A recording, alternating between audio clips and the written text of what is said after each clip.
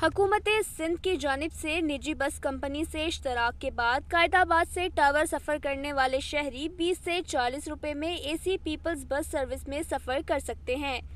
इब्तिदाई तौर पर गाड़ियों की तादाद 10 है।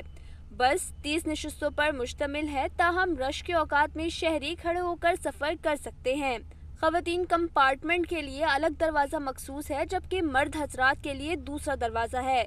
बस का स्टाफ ड्राइवर और कंडक्टर पर मुश्तमिल है, जो कि मखसूस नीले रंग के यूनिफॉर्म में मलबूस होंगे।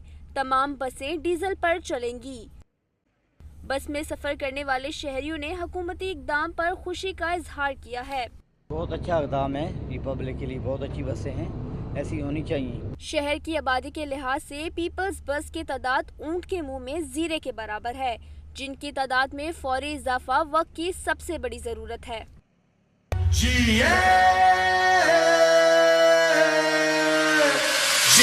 भुट्टो